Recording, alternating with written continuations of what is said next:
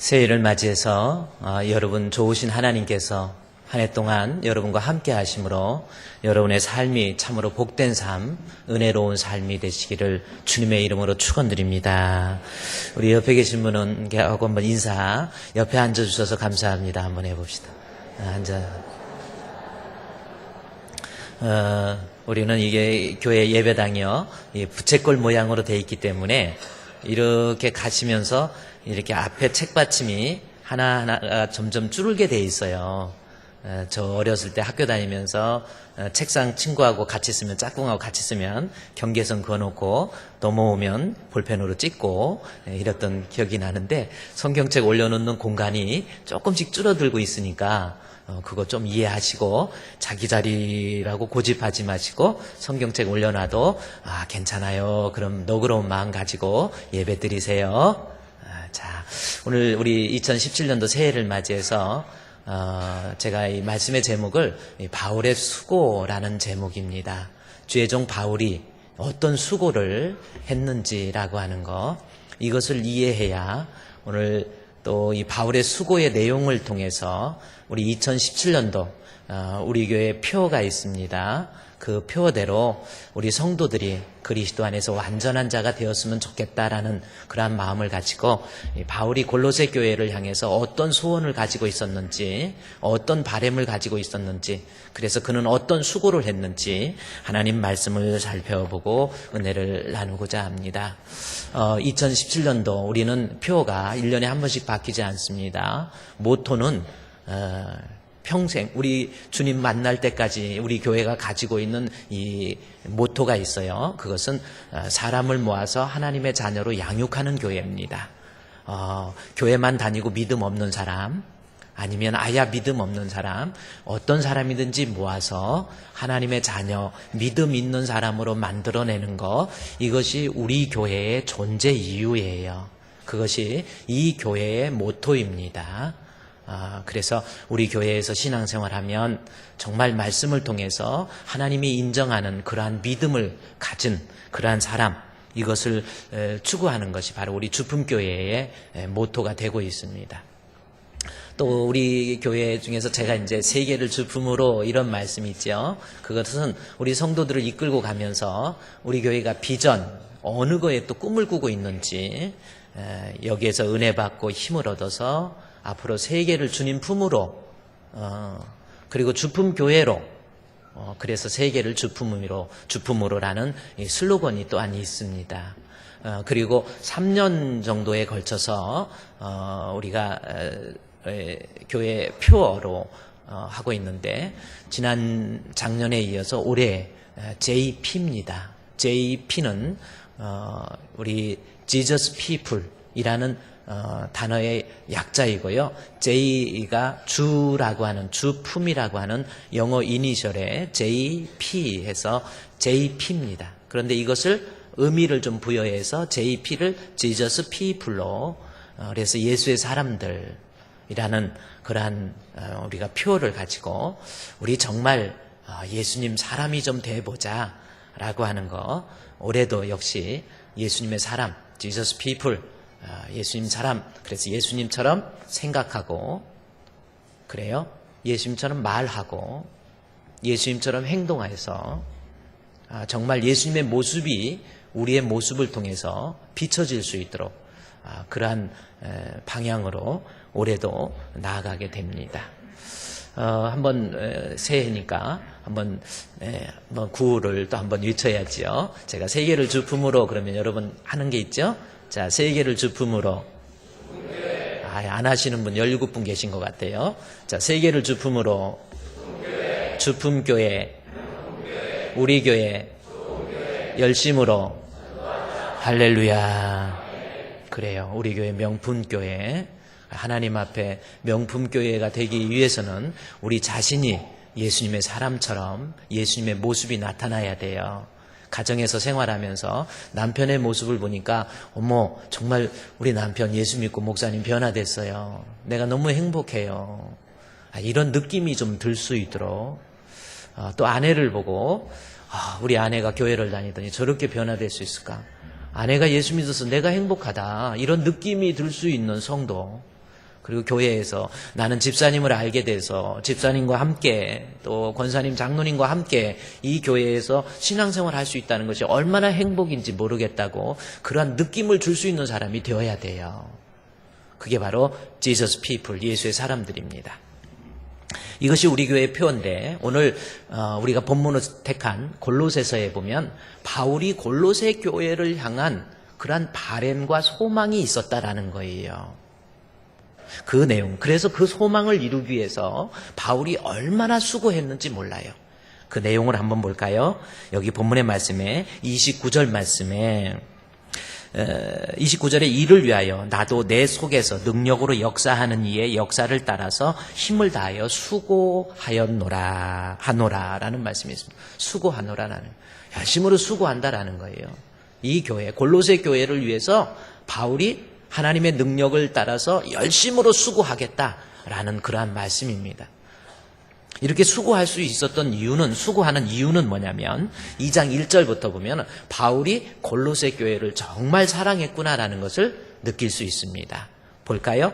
2장 1절 말씀부터 한번 이해해 봅시다. 이제 성경을 이해하도록 하겠습니다. 오늘 본문은 골로새서입니다. 따라서 골로새 교회가 어떤 형편에 처해 있는지, 그리고 그 골로새 교회가 어떤 역사적인 사맥을 가지고 있는지 그거부터 따지고 분석해 봐야 이 성경에 대한 올바른 해석이 나올 수가 있습니다. 자, 바울 1장 29절에 바울이 수고했는데 그 수고의 근거에 대해서는 2장 1절 말씀에서 보면 바울이 골로새 교회를 정말 사랑했구나라는 것을 알 수 있습니다. 골로새서 2장 1절 말씀해 보십시오. 한번 여러분 성경 보십시오. 내가 너희와 라오디게아에 있는 자들과 무릇 내 육신의 얼굴을 보지 못한 자들, 이리 나오죠. 이게 무슨 말씀인지 아십니까? 자, 이 본문은 내가 너희와, 여기서 너희는 누구예요? 골로새 교회의 성도들입니다. 자, 내가 골로새 교회 성도 너희와, 그 다음에 또 누가 나와요? 라오디게아에 있는 자들. 자, 골로새, 너희라는 것은 골로새 교회고 라오디게아에 있는 자들, 즉 라오디게아 지역에 흩어져 있는 골로새 교인들이거든요. 너희와 라오디게아와, 그 다음에 또 뭐라고 그랬습니까? 2절에 무릇 내 육신의 얼굴을 보지 못한 자들, 한 번도 바울의 얼굴을 보지 못한 성도, 이 성도가 누군지 아십니까? 바로 히에라볼리라고 하는 그 지역에 흩어져 있는 성도들을 얘기하는 거예요. 자, 요한계시록에도 나와 있지만 지금 우리 터키라는 나라 있죠? 유럽과 아시아가 공존하는 터키라는 지역이 있습니다. 그 터키의 북쪽으로, 그래서 그 지역을 옛날에는 북쪽 시리아와 국경 지역이 옛날에는 소아시아라 그렇게 얘기한 거예요. 소아시아 지역입니다. 거기에 보면은 히에라볼리, 라오디게아, 골로새 세 지역이 있습니다. 자, 히에라볼리, 라오디게아, 골로새, 이 세 지역이 있는데 반경 4km 안에 들어있어요. 그래서 점을 찍어보면 꼭 삼각형으로 되어 있기 때문에 이 트라이앵글, 그래서 이 지역 4km 반경 내에 히에라볼리, 라오디게아, 골로새라는 지역이 있습니다. 지금도 터키에 가보면 그 라오디게아 지역이 있어요. 거기에 보면 라오디게아 지역에서 이 까뭇갈래라고 석회질에 물이 나와가지고 그것이 마치 멀리서 보면은 목화 솜같이 하얗게 돼 있어요. 저도 거기 한번 이렇게 가봤었는데, 그래서 석회질, 그래 라오디게아의 지역에서의 그 물이 있고, 그 다음에 그 차가운 물입니다. 그 다음에 히에라볼리의 뜨거운 물. 그래서 우리 예수님께서 라오디게아 교회를 책망하실 때 차지도 않고 뜨겁지도 않다라는 말씀이, 거기에서 히에라볼리나 라오디게아에 있는 사람들이 라오디게아 지역에서 나오는 물에 차가운 물, 그리고 히에라볼리에서 오는 그 뜨거운 물이 합쳐져서 물이 항상 미지근한 물이었어요. 그래서 예수님께서 내 신앙이 미지근하면 내가 토하여 버리리라 라는 말씀이 있습니다. 자, 본문에 2장 1절에 여러분 성경 보십시오. 오늘 골로새 전체의 개론을 알면 우리 성경을 이해할 때 아주 중요한 겁니다. 그리고 내가 너희와, 즉 골로새 교회, 그리고 라오디게아에 있는 사람들과, 그 다음에 무릇 내 육신의 얼굴을 한 번도 보지 못한 히에라볼리에 있는 사람들에게 보세요. 2장 1절에 얼굴을 보지 못하는 자들을 위하여 얼마나 힘쓰는지를 너희가 알기를 원한다. 얼마나 힘썼다라는 거예요.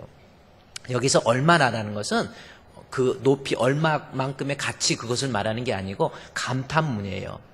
너무 기쁠 때, 너무 아름다울 때 우리 영어로 감탄문 What a beautiful 그러잖아요. What a beautiful. 너무 아름답다 할 때 그런 표현입니다. 그래서 본문에 있는 말씀에서 보면은 내가 너희를 얼마나 힘쓰는지 정말 힘을 많이 썼다라는 겁니다. 자, 히에라볼리, 라오디게아, 골로새 교회를 위해서 바울이 힘썼다라는 거예요. 여기서 힘썼다라는 것은 헬라어로 보면은 아그논이라고 하는 단어입니다. 이 헬라어에서 이 아고나라고 하는 이 단어는 무슨 뜻이냐면 싸움에서 전투적인 용어예요. 싸울 때 그랬죠? 아고나라고 하는 단어라고 그랬죠?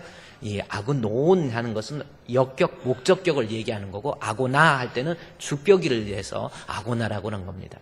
그래서 중요한 것은 어미, 아고가 중요한 거예요. 이 아고나라고 하는 것은 무슨 아고나 어디서 무슨 횟집에서 뭐 들어본 것 같기도 하죠? 뭐죠? 안하고. 아이고, 그 안하고가 여기 있네.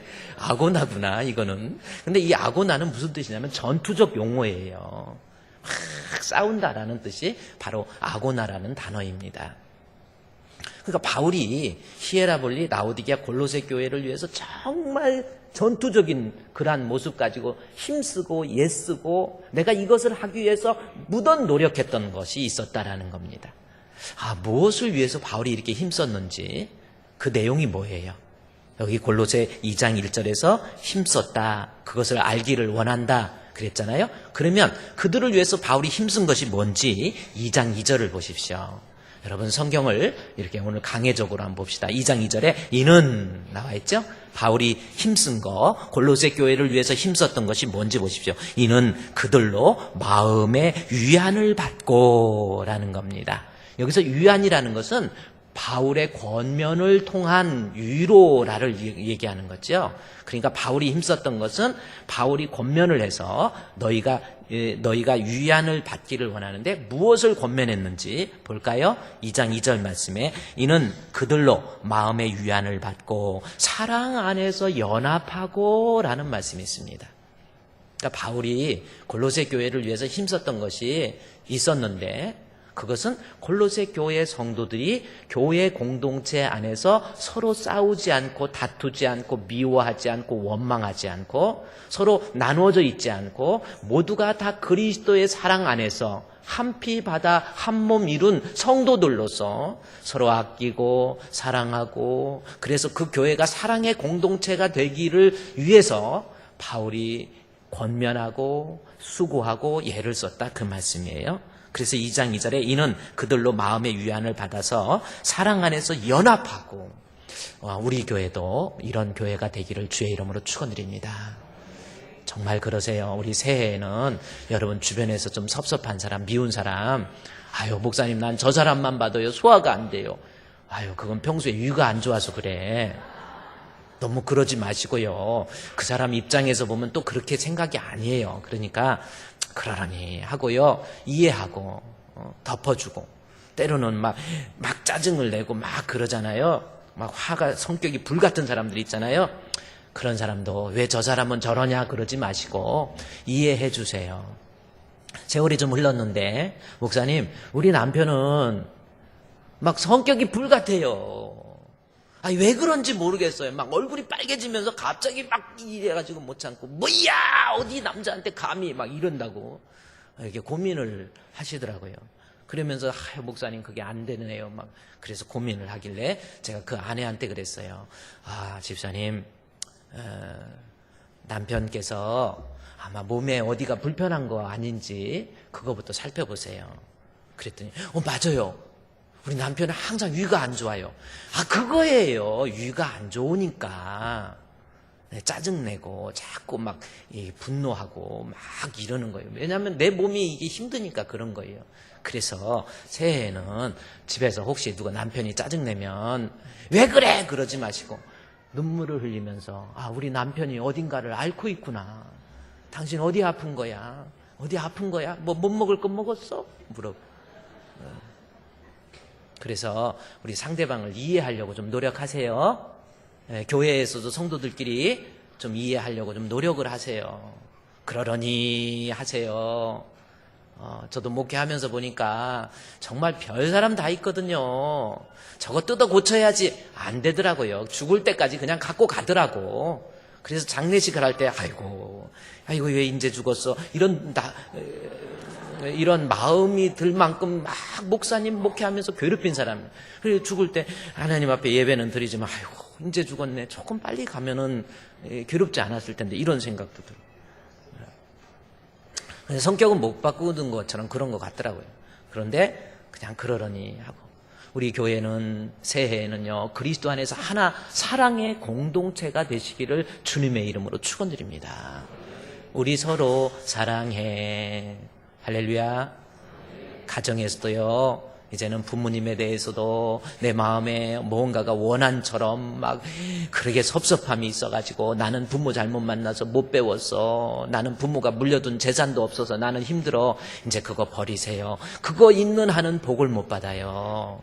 내려놓으세요. 언제까지 원망하다 죽을 겁니까? 그냥 내려놓으시고 그래도 부모님 때문에 그래도 어머니 때문에 아버지 때문에 내가 이만큼 감사합니다. 고맙습니다. 이럴 수 있는 사람 되시기 바라고요. 앞으로 우리 교회에서는 지금 우리가 은혜로운 교회잖아요. 절대 싸우지 맙시다. 정말 목사님 난 저 사람 예배 드리면서 그냥 저 뒤통수만 봐도 밉다 그래가지고 그것도 괜히 그런 게 아니더라고. 자기가 꼭 앉는 자리가 있어요. 그거 지정서가 아니거든요. 근데 내가 딱 왔는데 내 자리에 그 사람이 앉아있더래요. 그래서 위에서 아래까지 짜라봐도 본 척도 안 하더라는 거야. 그래서 뒤에서 앉아갖고 예배 시간 내내 그 사람 뒤통수만 보고 저거 깨트려야지. 그게 어떻게 저기 됩니까? 어쨌든 우리 사랑 안에서 연합, 그것을 위해서 바울이 골로새 교회를 위해서 힘썼다라는 겁니다.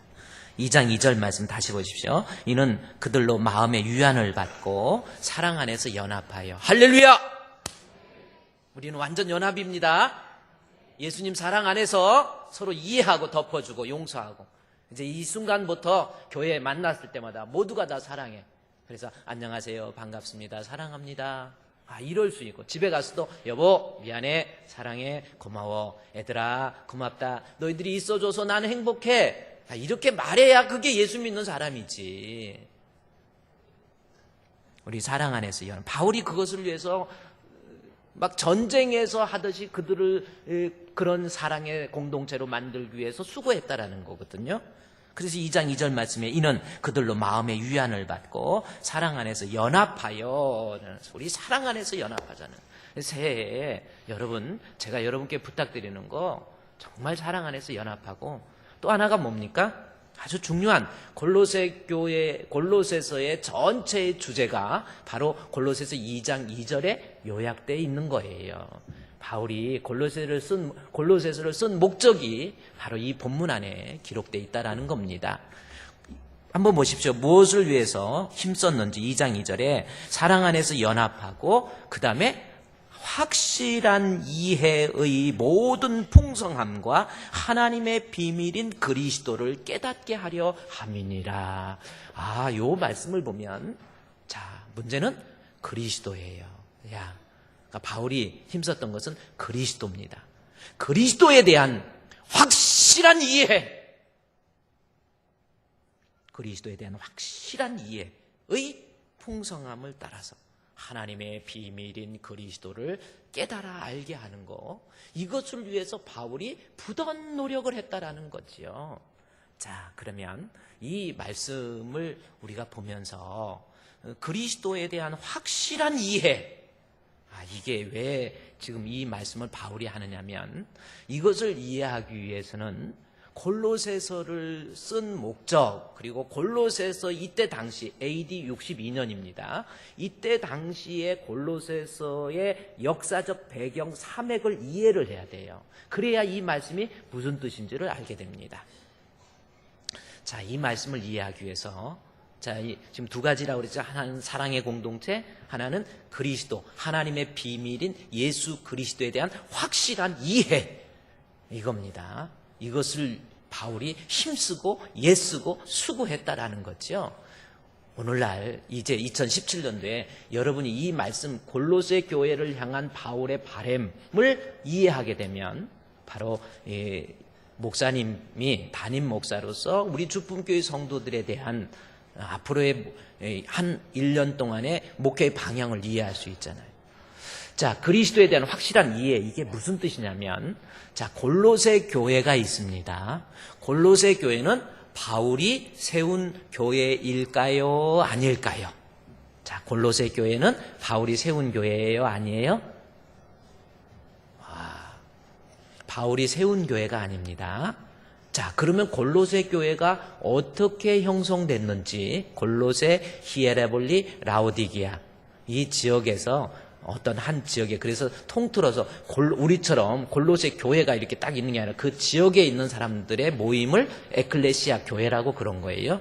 자, 그런데 골로새 교회는 어떻게 해서 세워졌냐면, 여러분 사도행전 19장 9절과 10절 말씀에 보면, 이제 화면에 나오면 보면 됩니다. 사도행전 이 19장에 보면은 어떤 사람들은 마음이 굳어, 바울이 이 사도행전에서 어떤 이야기를 하냐면요, 복음을 전도하게 돼요. 사도행전 19장에 보면 이제 바울이 어디에서 복음을 전하냐면 예베소라는 지역에서, 자, 어디예요? 예베소라는 지역입니다. 소아시아에서 적어도 230, 지금 히에라볼리, 라오디게아, 골로새라는 지역에서 적어도 230km 이상 떨어져 있는 지역, 예베소라고 하는 지역입니다. 예베소에서 바울이 3년을 목회해요. 이 순회 전도자로서 목회를 상당히 오래 한 교회가 예배소 교회입니다. 그리고 예배소 교회에서 3년간 목회를 하는데, 특히 나중에는 그 지역에서 두란노 서원이라는 곳이 있습니다. 두란노 서원. 자, 이제 보면 그게 바로 19장 9절에 어떤 사람들은 마음이 굳어, 이게 예배소 지역에서 바울이 지금 목회를 하고 말씀을 전하는 거예요. 마음이 굳어 순종하지 않고 무리 앞에서도 비방하거늘 바울이 그들을 떠나서 제자들을 따로 세우고 어디에서? 두란노 서원에서 날마다 강론했다라는 말씀이 나옵니다. 자, 골로새를 이해하기 위해서 예배소에서 바울이 3년간 목회하는데, 그 중에서 두란노 서원에서는 2년 동안 말씀을 강론해요. 거기에 보면 두란노 서원이라고 나오는데, 이 두란노 서원이라는 것은 지명이 아니고 인물의 이름입니다.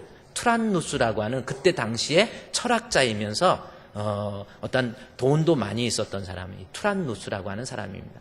오늘날 무슨 학원처럼 이 철학 강의를 위한 학원을 만들어 놓은 것이 두란노 서원이라는 것입니다. 그곳에서 바울이 투란누스를 기념하는, 이름을 기념하는 두란노 서원이에요. 그런데 거기에서 바울이 날마다 강론했다고 그랬죠? 그러니까 2년 동안 두란노 서원에서 하나님 말씀을 강론한다라는 겁니다. 하나님 말씀을 강론할 때 그때 날마다의 시간이 오전 11시부터 오후 4시까지 5시간 동안 하나님 말씀을 강의할 수 있는 그 공간을 얻은 거예요. 거기에서 말씀을 바울이 전하는 거예요. 예수님이 어떤 분이시고, 천국은 무엇이고, 지옥은 무엇이고, 나 같은 핍박자가 어떻게 해서 예수를 믿게 되어 있고, 예수님이야말로 생명의 주라고 하는 것을 매일 강론하는 거예요.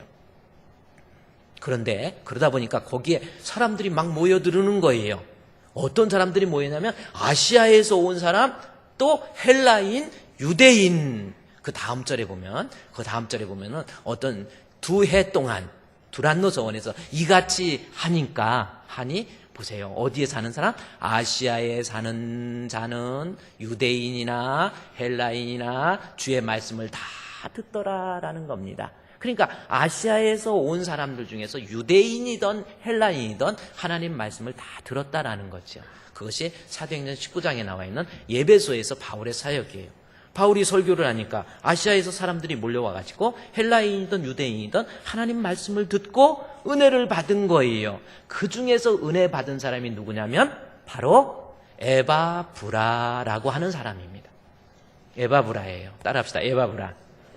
에바브라가 자기 고향 골로새에서 약 230km 떨어진 그곳에서 두란노 서원에서 바울이 설교하는 말씀, 강론하는 말씀을 듣고 그가 은혜를 받은 거예요.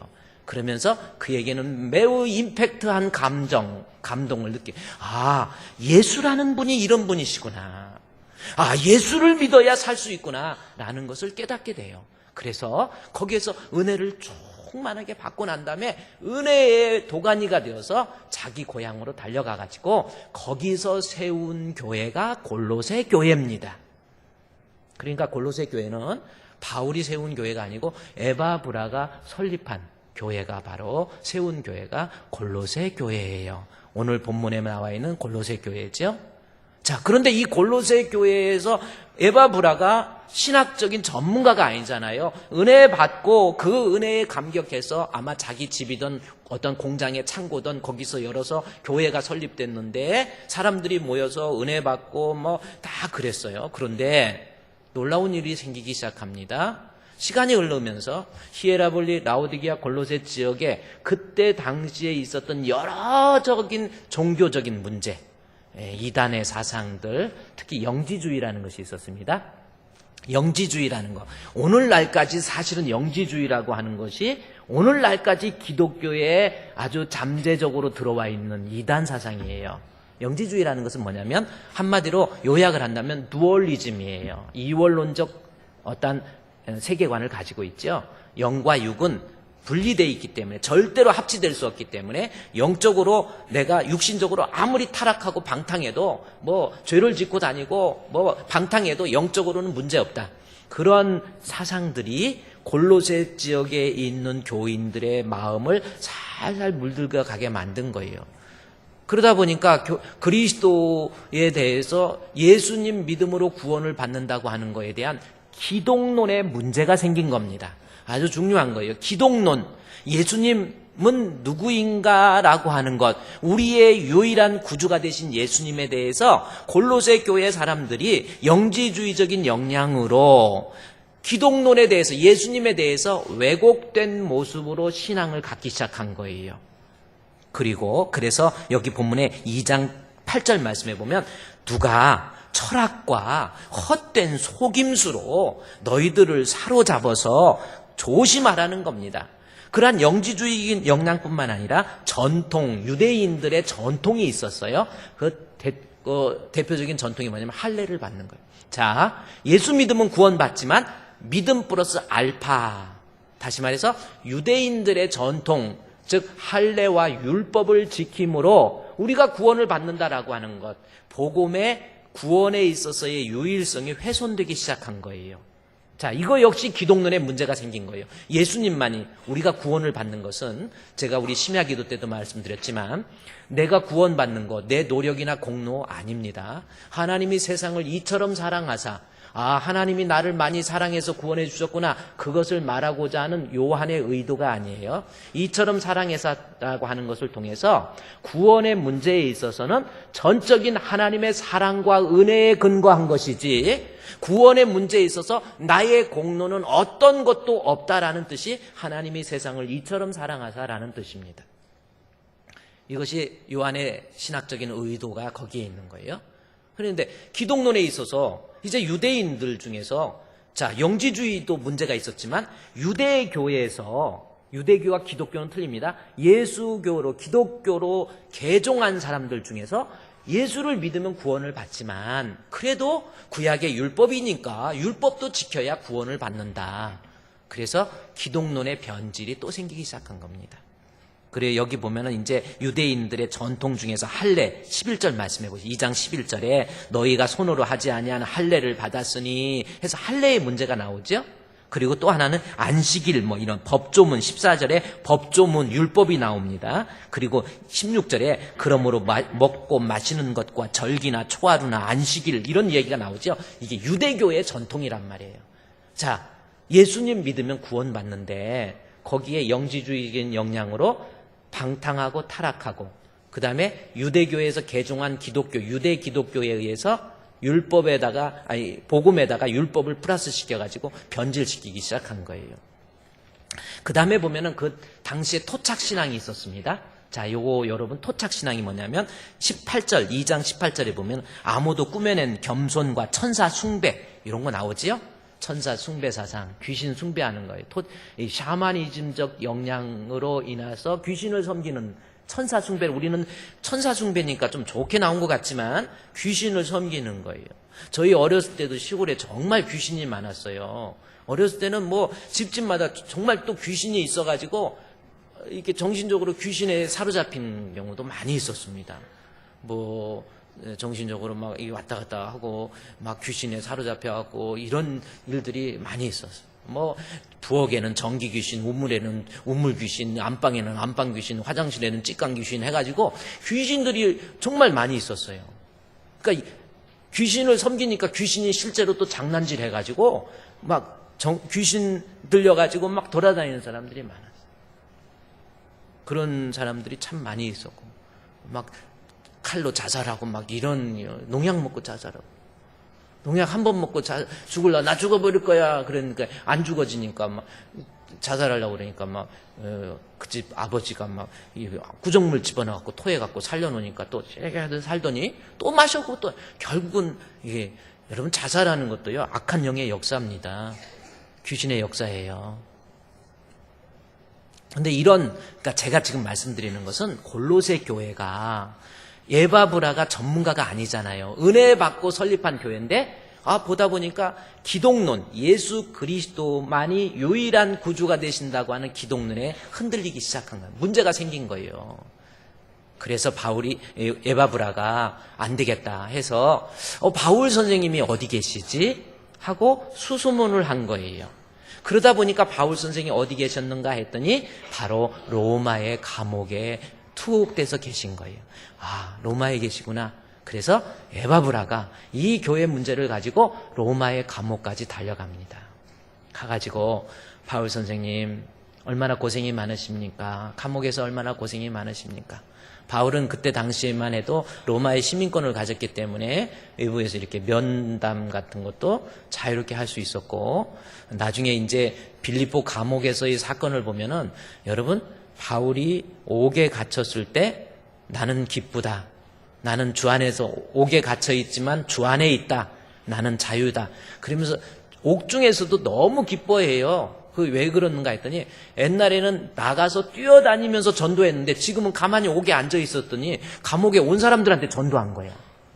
근데 그 중에서는 로마의 아주 고위 간부들, 데오빌로 같은 사람 막 나오잖아요. 이런 사람들이 거기서 바울을 통해서 예수 믿게 돼요. 그래서 바울은 나는 옥에 갇히는 것도 이것도 하나님께 감사다. 오직 복음, 오직 예수잖아요. 그런데 에바브라가 가서 바울한테 가서 이제 이야기를 합니다. 선생님, 이렇게 해서 내가 은혜 받아서 골로새 지역에 교회를 설립했는데 지금 예수 그리스도에 대해서, 기독론에 대해서 심각하게 문제가 생겼다는 것을 이야기해요. 그래서 바울이 그 이야기를 듣고 쓴 책이 골로새서예요. 그래서 골로새서는 다른 어떤 책보다 기독론에 대해서 가장 완벽하게 기록한 책이 골로새서입니다. 그래서 성경을, 기독론을 이해하기 위해서는 골로새서를 충분히 이해를 하면 예수님이 어떤 분이신지 이런 것들을 알 수 있게 돼 있다라는 거지요. 그래서 바울이 거기다 편지를 써요. 편지를 쓰는데 편지를 두 통을 씁니다. 하나는 빌레몬에게, 그래서 빌레몬서. 또 하나는 골로새 교회. 이 골로새 교회, 에바브라가 왔을 때 골로새 교회에 쓰는데 그 골로새 교회, 골로새서를 회람서신이라고 해요. 왜 그렇습니까? 아까 나와 있는 골로새, 라오디기아, 히에라볼리, 이 세 교회가 돌려가면서 그 책을 읽도록, 그래서 회람서신이라고 그러는 거예요. 자, 그러면서 바울이 편지를 씁니다. 예수님은 어떤 분인가? 그래서 예수님에 대해서 자세히 설명을 해요. 너희들이 지금 예수님 기독론에 대해서 흐트러 놨는데 이거 아니다 해가지고 자세히 편지를 쓰는 겁니다. 그래서 2장 2절 말씀 보십시오. 2장 2절에 이는 그들로 마음의 위안을 받고 사랑 안에서 연합하여, 그리고 확실한 이해, 뭐에 대한 이해입니까? 모든 풍성함과 하나님의 비밀인 예수 그리스도를 깨닫게 하기 위해서, 우리 예수님에 대한 확실한 이해를 바울이, 그래서 그의 신앙을 믿음 생활하면서 서로 사랑하고 신앙에 있어서 문제가 없어야 돼요. 여러분의 신앙을 한번 뜯어보십시오. 여기 확실한 이해라고 그랬죠? 이해가 완전히 오픈해서 뜯어서 본다라는 뜻이거든요. 내가 과연 지금 믿는 예수님 정확히 믿고 있는지, 내가 과연 예수님, 그냥 여러분 누구나 다 교회는 다닐 수 있어요. 인간의 종교심 때문에 교회는 다닐 수 있는데, 그럼에도 불구하고 내 안에 정말 우리 예수님을 통해서 내 안에 그 믿음이 과연 확고하게 정립되어 있는지 이걸 살펴볼 필요가 있습니다. 바울이 이것을 위해서 지금 골로새 교회의 사랑과 예수님이 어떤 분인가, 그리고 거기에서요, 제가 아까 두 통의 편지라고 그랬죠. 하나는 빌레몬에게 쓰는 빌레몬서고 하나는 골로새서입니다. 그래갖고 이 편지를 누구 편으로 보내냐면 디도라고 하는 사람을 통해서 보내요. 디도를 통해서 보내니까 그 디도가 그 편지를 보내면서 이 빌레몬서에서는 오네시모라고 하는 빌레몬의 종이었는데 나왔던 사람인데 용서하고 받아줘라 해서 빌레몬서를 쓰고 그렇습니다. 그래서 오네시모와 함께 디도를 통해서 쓴 책이 골로새서예요. 어쨌든 이 골로새서의 이 지금 전체적인 개론을 우리가 공부를 했는데, 이 말씀을 통해서 지금 바울이 골로새 교회를 했던 수고의 내용은 두 가지. 성도들 간에 반드시 사랑의 공동체가 되어야 된다라는. 예수 믿는다고 하면서 이 사랑의 문제, 그래서 아직도 내 마음속에 시기와 질투와 미움과 원망이 있다고 한다면 그 사람은 하나님 앞에 완전한 자 아닙니다. 또 하나, 예수 믿는다고 그러면서 아직도 기독론에 대한 확고한 믿음이 없어요.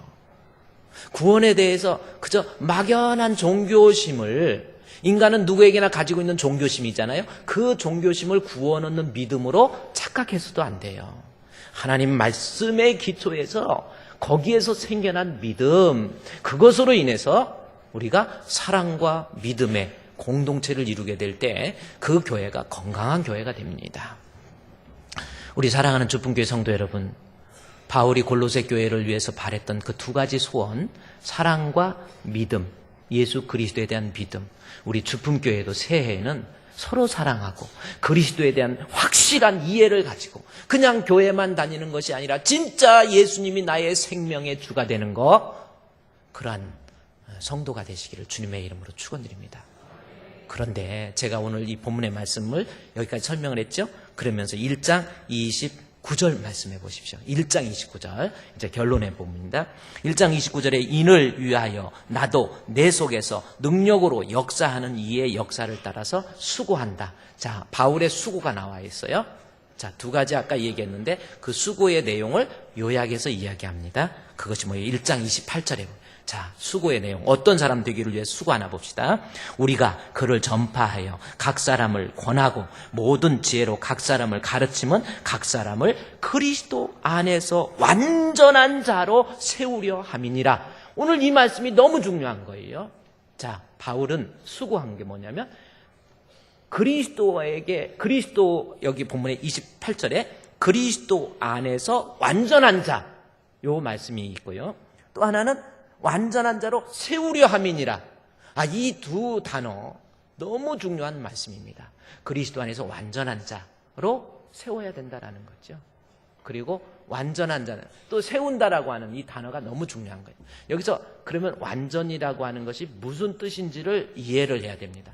자, 앞으로 우리 주품교회 성도들 기왕 신앙생활하면서 그리스도에게 완전한 자가 되어야 되고 그것을 위해서 앞으로 담임 목사님은 수고할 겁니다. 골로새 교회에 수고한 것처럼. 자, 그리스도 안에서 완전이라는 것이 무슨 뜻인가라는 겁니다. 자, 우리말로 먼저 그리스도 안에서 완전이라고 하는 것이 우리말로 보면 국어사전에 보면은 흠이나 부족한 것이 없이, 제가 국어사전에 보니까 모든 필요한 것이 갖추어져서 모자람이나 흠이 없는 것, 이것이 완전이라는 뜻입니다. 자, 그러면 지금 바울이 그리스도 안에서 완전한 자로 만든다 했으니까 모자람이나 부족함이 없이 흠이 없이 완벽한 거, 그런 사람으로 만들겠다, 이것이 바울의 소망인가요? 아니에요. 여기서 완전이라는 말은 우리말로 지금 번역이 잘못되어 있는 거예요. 차라리 온전으로 번역하는 것이 좋습니다. 영어 성경에 보면 완전이라는 단어가 perfect라는 단어인데 어떤 영어 성경에 보면 실제로 퍼펙트한 사람으로 만들겠다. 그렇게 번역된 책도 있는데 그건 잘못된 겁니다. 자, 그리스도 안에서 완전이라는 거. 자, 여러분, 그리스도 안에서 완전은 어떤 사람을 얘기하냐면 여기서 완전한 자라고 하는 것이 헬라어의 원어에 보면 텔레이온이라는 단어예요. 아, 이거는 여러분이 반드시 알고 있어야 될 단어입니다. 텔레이온이라는 겁니다. 여러분 이런 사람이 돼야 되는 거예요. 텔레이온의 사람. 그러면 텔레이온이 무슨 뜻인가라는 겁니다. 우리는 우리말로는 완전한 사람 아니에요. 영어로 퍼펙트 아니라는 겁니다. 완전이라고 하는 말로 번역된 텔레이온이라는 뜻은 무슨 뜻이냐면 혹시 저거 좀 많이 보지 않았습니까? 텔레라는 뜻 아세요? 텔레폰 뭡니까? 전화기. 멀리 떨어져 있지만 가까이 말할 수 있는 게 전화기잖아요. 텔레비전 뭡니까? 텔레비전이 테레비야. 그렇죠? 텔레비전. 멀리 떨어져 있지만 가까이 볼 수 있는 거잖아요. 그래서 텔레라고 하는 것은 너그럽게 멀리 퍼져 있다라는 의미가 라틴어의 텔레라는 단어예요. 텔레이온이라고 하는 것은 무슨 뜻이냐면 텔레이온이라고 하는 것은 무슨 뜻이냐면 영어에 보면 러브, 사랑이 있잖아요. 사랑을 끝없는 사랑이 영어로 뭡니까? endless love 그러잖아요. end가 끝이에요. 끝사랑. end love가 아니에요. endless 부정을 말하는 endless love 그러잖아요. endless love. 그런 것처럼 텔레이온이라는 것은 거리가 극복되어 있다. 그 뜻이 텔레이온이에요. 거리가 극복되어 있어. 이 뜻을 다른 말로 얘기하면 밀착되어 있다라는 뜻이 텔레이온이에요. 아, 그러면 바울이 소원했던 것이 뭐냐면 골로새 교회 성도들이 그리스도에게, 예수에게 밀착되어 있는 것, 이것을, 그런 사람들을 세우기 위한 것, 이것이 바울의 소망이었다라는 거죠. 여러분이 그리스도에게 밀착되어 있는 거예요. 그러면 그리스도에게 밀착이라는 게 무슨 뜻입니까?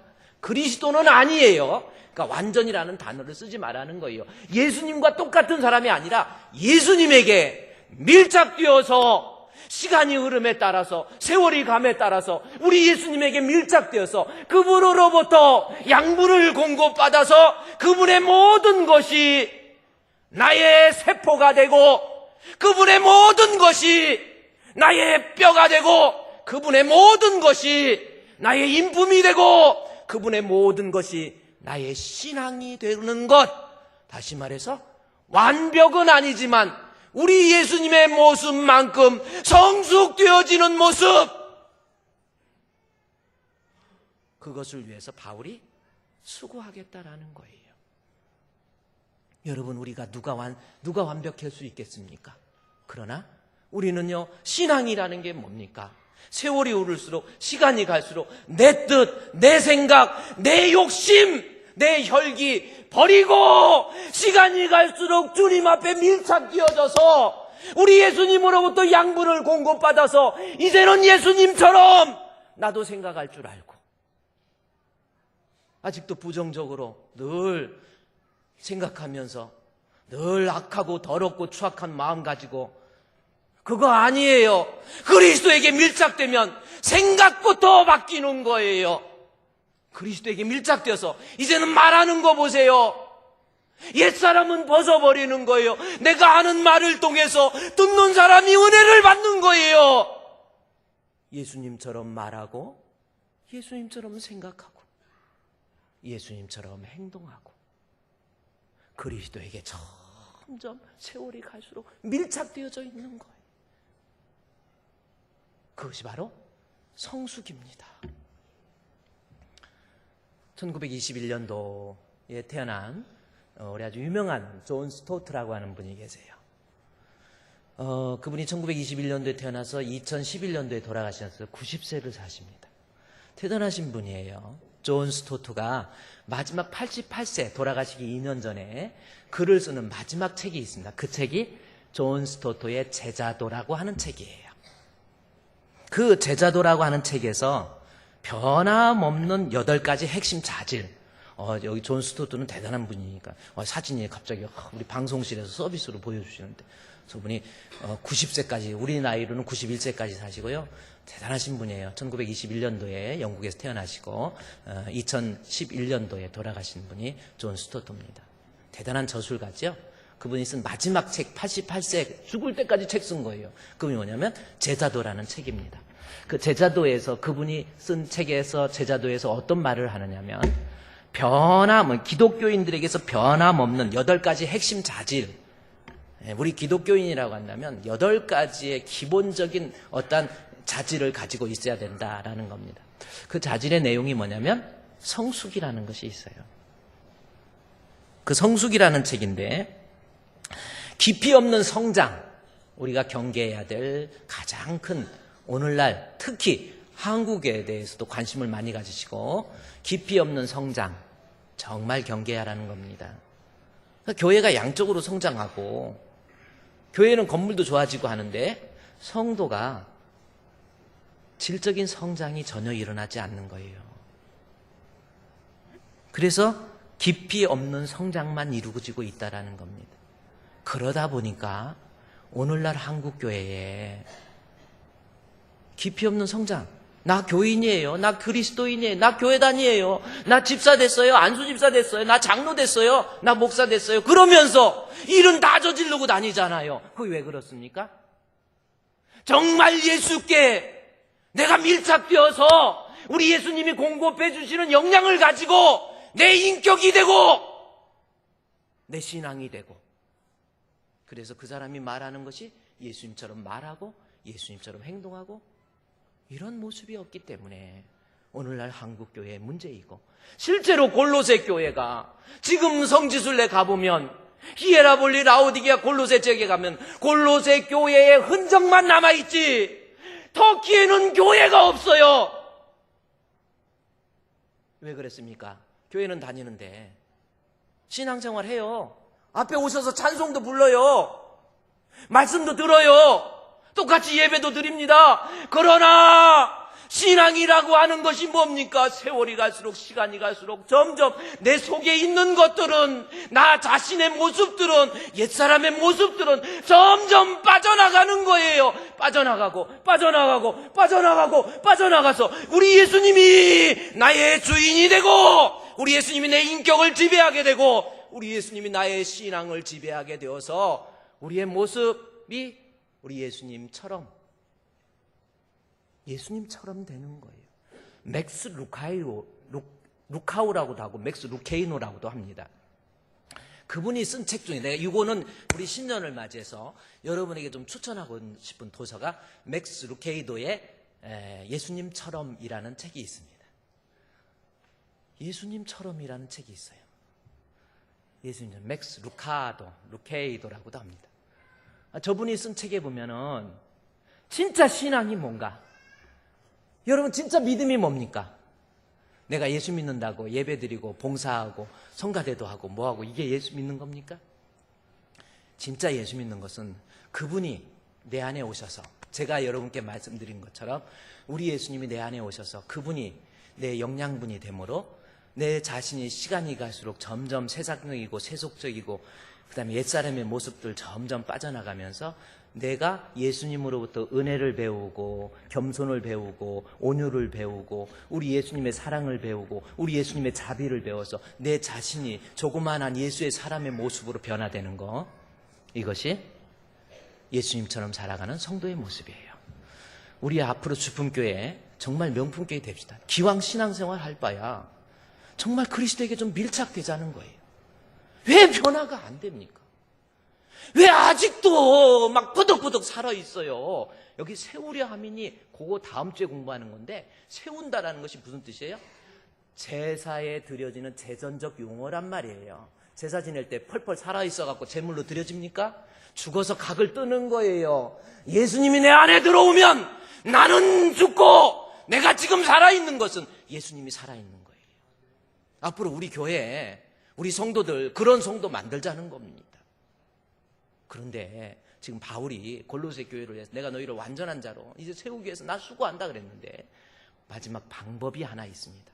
어떻게 하면 우리 주분교회 성도들 나도 우리 예수님께 밀착되어서 정말 예수님의 모습이 나오고 이럴 수 있는 사람이 될 수 있을까요? 어떻게 하면 나도 정말 변화될 수 있을까요? 정말 변화받아서 내 모습을 보고 여보 당신을 보면 정말 예수님 보는 듯해 그냥 농담이 아니라 정말 그런 모습으로 보이고 제가 언젠가 그랬죠. 우리 아이가 어떤 아이가 와서 엄마 오늘 주일학교에서 천국과 지옥을 배웠는데 천국이 어떤 곳이야? 그때 엄마로서 권사로서 그래 천국은 어떤 곳이냐? 바로 우리 집 같은 곳이 천국이야. 아빠 같은 분이 계시고 엄마 같은 분이 계시고 그게 천국이라니까 그걸 가르쳐 줄 수 있는 그게 진짜 성도라고 하는 겁니다. 바울이 그러한 완전한 자로 텔레이온 거리를 극복해버린 거예요. 주님께 밀착되도록 만드는 거 그것이 바울의 소원인데 어떻게 하면 나도 예수님처럼 정말 내 인품 머리끝부터 발끝까지 내 세포로부터 내 살에 이르기까지 아니 뼈에 이르기까지 내가 완전히 변화된 모습 우리는 불가능한가요? 아니란 말이에요. 가능하단 말이에요. 무엇으로 가능합니까? 본문의 말씀에 28절 말씀해 보십시오. 우리가 그를 전파하여 각 사람을 권하고 모든 지혜로 모든 지혜가 뭡니까? 지금 하나님의 말씀이라는 거예요. 내 자신이 그리스도에게 밀착되어서 완전한 예수의 사람이 될 수 있는 방법은 바로 이 하나님의 말씀을 내 안에 품고 말씀을 배우고 말씀을 통해서 내가 은혜를 받고 체험하면 나도 예수의 모습이 될 수 있다는 겁니다. 말씀만이 나를 변화시킬 수 있다는 거예요. 마지막 한 사람만 얘기하면 조시 맥두웰이라고 하는 사람이 있어요. 이 조시 맥두웰이라고 하는 사람이 대단한 사람입니다. 이분이 쓴 책이 회의에서 확신으로라는 책이 하나 있어요. 자, 근데 이분은 어떤 사람이냐? 완전한 무신론자예요. 조시 맥두웰이라고 하는 사람이 완전한 무신론자입니다. 그리고 아버지가 완전한 술주정뱅이 마약 중독자 돼가지고 집에서 폭행을 저지르고 뭐해서 어머니도 도망가 버리고 정말 그런 환경 속에서 이 조시 맥두웰이 살다가 15살이 되어서 그가 쓴 책에서 15살 때 자기는 마음속에서 내가 총기를 가지고 있는 순간 아버지를 쏘아 죽이고 싶었다는 그런 사람이 조시 맥두웰이라는 사람이에요. 아버지 총으로 쏴 죽이고 싶더라는 거예요. 너무 밉더라는 겁니다. 어떻게 아버지가 저럴 수 있을까? 맨날 술만 먹고 맨날 폭행하고 맨날 일만 저질러 다니고 이거는 아버지 죽이고 싶어서 권총을 가지고 아버지를 죽이려고 몇 번 했다가도 아버지를 못 죽였어요. 그러면서 15살에 나는 기독교를 증오한다. 나는 기독교에 대해서 저주한다. 이런 말을 했습니다. 그런데 그가 대학에 들어갔어요. 대학에 들어가고 난 다음에 조시 맥두웰이 대학에 들어갔는데 학교의 CCC의 학생들을 중심으로 사람들이 전도를 하는 거예요. 예수 믿으세요? 예수 믿으세요? 그 모습을 조시 맥두웰이 쳐다보고 거기에서 강한 분노감을 느끼기 시작해요. 야, 저것들 왜 저러고 다니는지 말이야. 어떻게 대학에서까지 와가지고 하나님이 어디 있다고 저런 짓 하고 다니냐고 막 욕을 하고 씩씩거리고 그러면서 그가 강의실에 들어가가지고 씩씩거리고 있으니까 교수님이 왜 그러느냐고 그래요. 아니 저 사람들 지금 전도하는 거 저 사람들 보기만 해도 아주 내가 그냥 속이 뒤집어진다고 그래. 그러니까 그 교수님이 한 말이 그러면 자네가 하나님이 안 계신다는 것을 한번 증명해봐. 한번 증명해봐. 하나님이 성가대 조는 사람 딱 한 분 계세요. 지금 눈 떴어. 한번 증명해봐 그러는 거예요. 그래서 알았어요. 내가 증명해볼게. 하나님이 없다는 걸 내가 그래서 도서관은 다 찾아다니고 영국까지 가가지고 온갖 기독교 회의론자들이 쓴 책은 다 읽어요. 그리고 그거 읽고 난 다음에 그렇지 하나님이 어디 있어. 그 다음에 기독교에 대해서 긍정적인 기독교 변증학적 입장에서 쓴 책을 또 다 읽습니다. 조금 이상해져요. 이런 것 같기도 하고.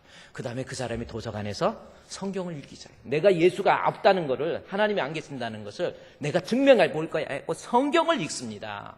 읽고 또 읽다가 어느 날 비가 오는 우중충한 날씨에 도서관에서 책을 읽다가 성경책을 읽다가 그가 갑자기 성경책을 읽는 가운데 갑자기 고개를 들어서 천정을 바라보면서 흐르는 눈물을 닦으면서 했던 말이 세 가지 말이 있어요.